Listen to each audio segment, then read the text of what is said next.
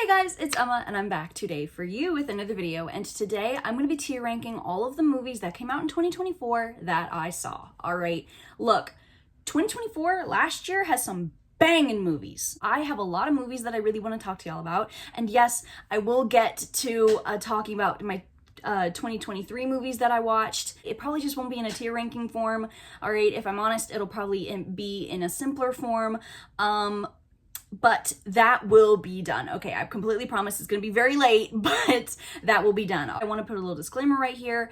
All of these opinions are my own. Movie watching is subjective, and I had some movies that I absolutely loved, some movies that I absolutely hated, all right? And if I happen to talk crap about your favorite movie, it's nothing personal. I just happened to not like a few movies made last year, but we will get into that, okay? So before we actually start, I would really appreciate it if you guys would look down in the description box for all the links there that I have for you guys pertaining to stuff going on in the world right now, and those links will be down there for you guys to interact with and to share. And then down in the comment section, let me know what y'all's favorite movie was that came out last year, what your least favorite movie was. If you agree or disagree with anything that I have to say about any of these movies, let me know, okay? So with that being said, let's just get right into it.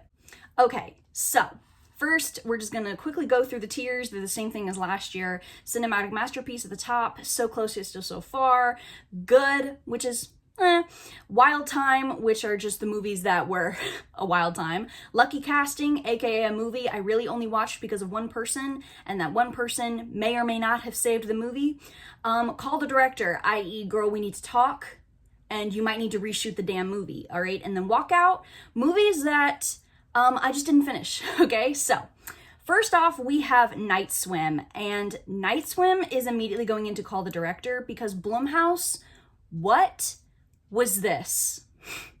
All right, look, all right, the premise was cool, all right, albeit a little, okay, maybe I should have seen it coming. It's a haunted pool. Okay, maybe I should have seen it coming, but I was, you know what? I was here for it, okay?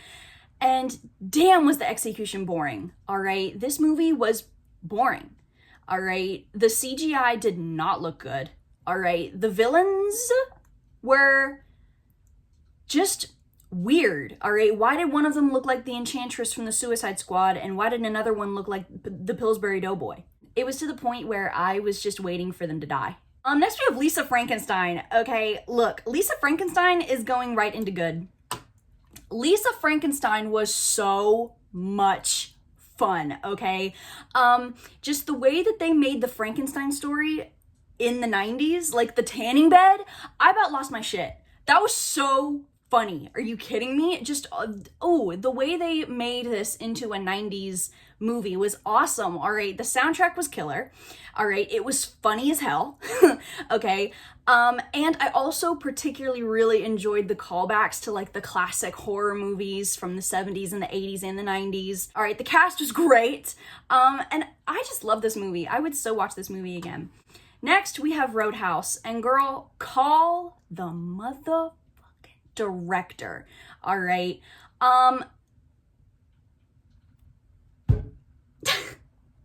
This movie was a disaster, all right? And look, I'm biased, all right? I love the 1989 Roadhouse with Patrick Swayze, okay? So I was already a little skeptical going into this, and damn was I right to be. The fight scenes are so badly edited to where we can see that they tried to edit around the fact that they couldn't actually punch people. It was to the point where it was so obviously cut between two scenes, or like the camera angles would like swing around in order to like cover up the fact that they weren't hitting each other. It was sloppy. They tried too hard to make the movie funny, and in doing so they made Dalton funny, which doesn't translate well to me. I'm sorry, okay? Them constantly trying to break the fourth wall was so cringe, all right? Dalton's motivations didn't really make sense to me, all right? Because in this movie, Dalton was a retired MMA fighter who killed a dude in the ring, right? And never wanted to fight again. Understandable, right? So he takes a job as a cooler to train bouncers on site at this bar that is known for bar fights. just the villains were stupid. It was a mess. It was a mess. And for my more in-detailed thoughts, go check out my review for it, okay? Damsel. Damsel's going straight into good. All right, I don't care. This movie, first of all, was gorgeous. This movie was so pretty, all right? From the costume design, to the makeup, to the hair, to the set design. This movie was gorgeous, all right? And the CGI actually looked good. The sound design was awesome for the dragon. The cast was stacked. I loved this movie. The plot was great, especially with that little parallel at the very end. I loved this movie. This movie was so much fun. We have Immaculate, which, I'm debating whether or not to put in good or a wild time. Immaculate was a wild time. I loved Immaculate. I thought it was a really good creeping horror and just weird, all right? And the ending, loved it. Loved it. I love that you could like come up with different perceptions of what that ending was. Immaculate was great. Immaculate was great! Tone shift, because I need to call Late Night with the Devil's director, because girl, what the actual hell was this? All right, I feel like I'm in the minority with this one particularly. Look, I was already going in not in a good place, okay? Because I'm not really a fan of late night TV shows. And I saw the cast for this movie, and I was thinking to myself, you know what? This sounds good. Let's check it out. And just wow, all right, I was bored. This movie was not scary. This movie was cliche. This movie was boring. All right, the CGI looked dog shit. All right, and just the scares were just not scary. They were cliche. They were stuff that I'd seen before. It wasn't anything new. This movie was not good to me at all. Next, we have Dune Part 2. Look, tons of people have said it, and I'm gonna jump on the bandwagon, okay? Because I was on that bandwagon since Dune Part 1. All right, Dune Part 2 is cinematic masterpiece. Dune Part 2, literally my favorite movie of last year. Absolutely phenomenal. It's a Hans Zimmer soundtrack. You already have me sitting my dumb ass down, all right? The soundtrack is glorious. The way that they did the story, all right, in my opinion, I thought was better than the books. Especially in Dune Part 2, they give Chani's character more depth. All right, I liked that. They made the Bene Gesserit, Lisan al-Gaib prophecy seem more like a scheme, because that's what it was. You know what I mean? They made Paul more morally gray. You're not supposed to think Paul is an amazing person. He's not. The sound design for this movie was amazing. The visual effects, everything of this movie was so good. It was colossal. And you could tell that so much time and effort was put into this movie. All right. And I had, again, this is going to sound so stupid, so cliche, but I had what I can only describe as almost an out-of-body experience, where like in that final battle, my jaw dropped, and I had this moment where I was like, this shit right here, this is why I love movies. Now we have Godzilla x Kong, The New Empire, and I'm gonna put this in wild time, all right? Look, it's the Monsterverse. You have my dumbass sat. Okay, I love movies with giant monsters. I just love them, all right? Now, is this my favorite Monsterverse movie? No. Sadly, I think this is my least favorite Monsterverse movie. Did the plot towards the very end get very, very convoluted? Yes. I thought that their little introduction to the subterranean realm was a little confusing. So there's Earth, and underneath that, Hollow Earth, and then now there's something underneath Hollow Earth. It was a little bit too much. All right. I wish Godzilla had been in it more. I thought it was a little cheap. I'm not gonna lie, that the humans essentially had to give Kong a little metal boxing glove in order for him to be on the same playing field as everybody else. You know, like, damn, he's that much of an underdog, you know, but I don't know. Overall, I had a really good time with this movie. I thought it was hilarious. I thought it was so much fun with the soundtrack. I loved the cast. I love the story. I want to see where they go with the Monsterverse. Next, we have Monkey Man. And Monkey Man is going straight into cinematic masterpiece.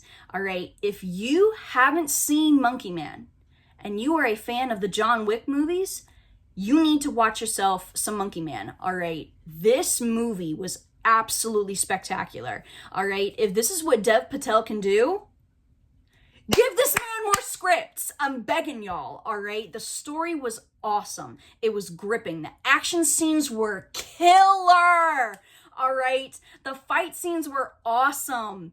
I loved the way that the story went, especially like with all the metaphors that it used. I loved how in the final battle the Hydras came in. That was such cool representation. I loved this movie. This movie is literally top 5 of my favorite movies that I saw last year.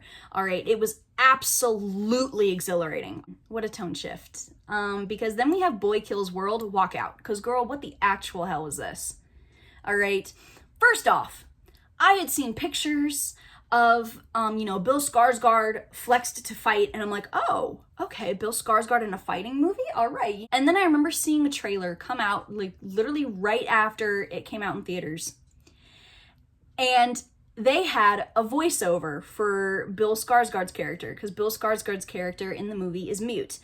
And this fucking voiceover, when I tell you, squashed any desire that I had to go and watch this movie. I guess it was supposed to be funny. I guess it was supposed to be like for comedic effect. I didn't find it funny. I found it absolutely annoying. I think that this movie had some really good potential. It's just every single time, for maybe the 30 minutes that I actually spent watching this movie, every single time I would actually get invested, that dumbass voiceover would start playing, and I couldn't take it seriously. I absolutely couldn't. And you know what? We're getting the second walkout right out of the way, okay? Because Brats, the documentary, about, the Brat Pack, made, I should say, by Andrew McCarthy, part of the Brat Pack. Editing Emma here. So, I thought that my original thoughts and opinions for this documentary were a little bit too harsh, so I'm gonna try and temper them out here. Obviously, Andrew McCarthy still has very negative feelings and opinions towards the Brat Pack label, and just the Brat label in and of itself, which I completely understand, all right? I would feel very insulted too if somebody in my professional life labeled me a brat, okay? However, with that being said, due to this documentary's not only length, but also just its incessant nature, this documentary ends up feeling like a self-pitying project that comes off as very tone deaf, all right, considering the fame and the money aspect. Especially with the interviews that Andrew McCarthy does with Emilio Estevez, Demi Moore, and Rob Lowe. All right. Andrew McCarthy conducts these interviews with almost, I would say, an expectation of, oh yeah, no, I had these really negative experiences and opinions with this label. Don't you? And when Emilio Estevez, Demi Moore, and Rob Lowe do not have those same negative thoughts and opinions, there almost seems to be this dramatic shift towards animosity towards the interviewed. It just feels like, okay, when they don't give him the answer that he wants, he just, is like, oh, okay, well, I'm just going to talk at you then, and you're just going to have to sit here and listen to me. That's what it feels like, okay? And that's where he loses me. He has these same interviews, these same dead-end interviews, 6, 7, 8, 9 different times. I don't think this documentary should have been made. And then we have Daughters, all right? Daughters is going straight into cinematic masterpiece. This is about this program that's set up in this prison to where all the dads in prison, or a lot of the dads in prison, can have this little daddy-daughter dance with their daughters.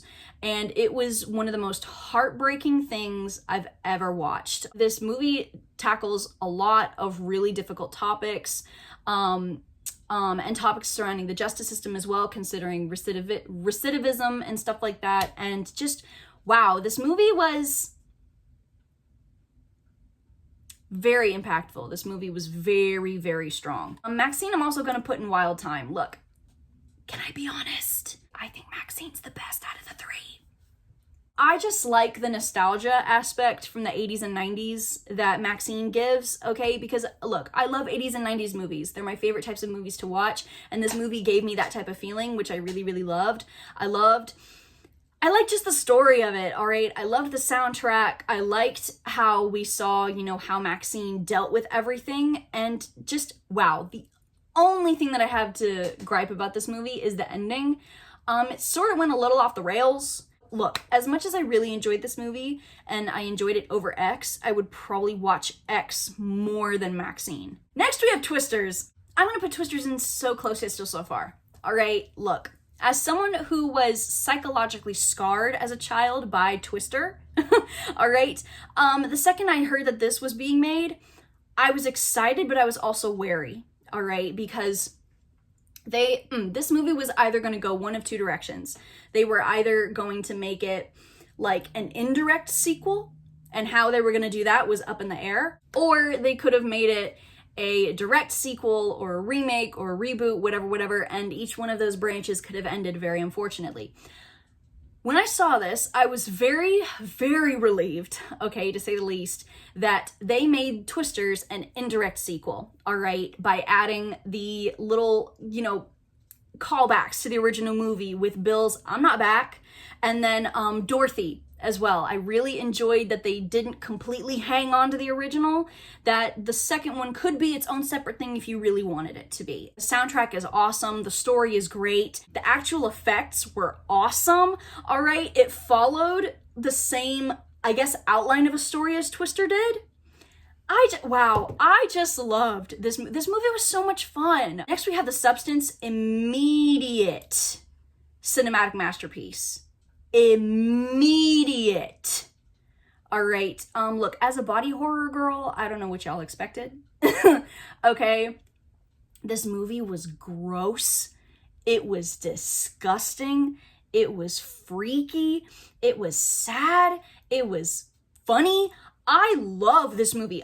I love me a piece of media that talks about something very, very normal, very, very everyday, and yet uses means that are just so weird to do so. It made me feel so many things with the subject matter being just so gross, all right? The last 30 minutes of this movie are spectacular, all right? The practical effects and the makeup, I will always ride or die for practical effects, okay? They make everything just look more realistic, which in this case was just even worse. Just, wow, this movie was so good. I cannot stop thinking about it. Talk about a damn tone change. Again, we have Lord of the Rings, War of the Rohirrim, all right? And call the director, get them out of that damn chair, okay? Look, I'm not here to claim that I am the most knowledgeable Lord of the Rings fan in the world. I'm not. All right. Honestly, I should have been watching this with someone who's read the Silmarillion. Okay. But look, there were just so many things in this movie that drove me up the wall. All right. First of all, this movie is around 2 hours long. It feels like 4. All right. How on God's green earth, okay, do you make a boring Lord of the Rings movie? This is supposed to be set 200 years before The Ring. Why is the armor for Rohan white? We all know that there are different horn calls for different people, all right? The elves have their own damn horn call. Rohan has their own damn horn call. The Haradrim have their own damn horn call. Everybody has their own horn call. So why was the Gondor horn call used for a Rohirrim charge? Helm pissed me off, and I hated that everybody was like, oh yeah, no, Helm is such a good king. Helm is such a good... No, the hell he wasn't! All right? The dude was arrogant. The dude was stupid. All right? And the dude was avoidant. When Hedda and Wolf are, bad, like, duking it out, for essentially Rohan, she puts on a dress, and not like a tunic style dress. No, she puts on a full length wedding gown to sword fight in. All right, first of all. Second of all, her hair is down. And third of all, and look, I think this is nitpicky, I don't care. The dress, the full length gown that she's fighting in, again, is open backed. It's open backed! Are you serious? This movie was atrocious, and just as of right now, due to what I've seen, just leave Lord of the Rings alone. Next we have Nosferatu, and Nosferatu is going into so close, yet still so far. This movie is absolutely phenomenal. All right, Bill Skarsgård as Count Orlok was magnificent. All right, with that voice coach, with that opera voice coach to get his voice in that lower register, you can tell there was work done, and we love to see it. All right, Lily Rose Depp. The entire cast is stacked. I loved how they made this movie in relation to the 1920s one, okay? Because the 1920s one is black and white, right? And in this movie particularly, they have like this really cool lighting effect where at night it's, they use like this blue light that's so unsaturated that it almost looks gray, all right? And that's in the buildings, right? So when a character goes outside of these buildings and into open air, it unsaturates even more to actually look more black and white. It was so good. It has Robert Eggers' like gothic touch to it. I love the attention to detail that this movie had. Next we have The Beekeeper. And this is, I think, the only one going in lucky casting, all right? The only reason I watched this was for Jason Statham. And yes, I finished it, but girl, Jason Statham could not finish this movie for me. First of all, how is this movie gonna be about a character that Jason Statham plays, but Jason Statham is actually in less than half of the movie, than half the movie? Explain that to me, all right? The dialogue is just weird at times. The villains are absolutely ridiculous, like almost to the point they're cheesy. All right, Josh Hutcherson, I love you, honey, but wow, this was bad, okay? The Beekeeper organization itself made little to no sense. All right, any information that they did give us about it was either, oh yeah, no, just inferences, or just information that literally contradicted itself over and over and over again. And it was just ridiculous, all right? So no, Beekeeper, girl, get the hell out of my face. Kingdom of the Planet of the Apes, I don't care, is going right to the top of cinematic masterpiece. It's a Planet of the Apes movie, all right? Literally one of my favorite franchises of all time. I live for the Planet of the Apes movies, all right? And to see what they did with Kingdom was awesome, all right? I loved this movie so much. It was so much fun. The cast was great, all right? I particularly loved the callbacks to the original Planet of the Apes and then to Caesar's trilogy, especially considering where Kingdom starts and how it proceeds, and what it does with Caesar's ideology and stuff, and how it twists it, and how there's obviously a bunch of religious zealotry and religious idolization. It was just really fascinating to watch, especially considering that I'd watched this after I saw Dune Part 2, and so I saw so many parallels between Caesar and Paul. It was really interesting, all right? I loved this movie. I cannot wait to see where they go with this franchise. Deadpool and Wolverine. I may get some hate for this movie, but this is going into lucky casting, okay? The only reason I saw this movie is because it has Wolverine in it. I'm already not a fan of the Deadpool movies. I'm not really a fan of that of that humor. I think that sex jokes get tiring every now and then. The first half of this movie is so slow, all right? There's not really a plot established until maybe the second half of the movie, and that's when it finally gets good. The only thing that I really remember about this movie is the cameos. The cameos, in my opinion, were the best thing about this movie, all right? Elektra, Gambit, Blade? Like, you know, the little Easter eggs about, you know, the Blade Trinity beef, and then the Gambit movie. Editing Emma here, again.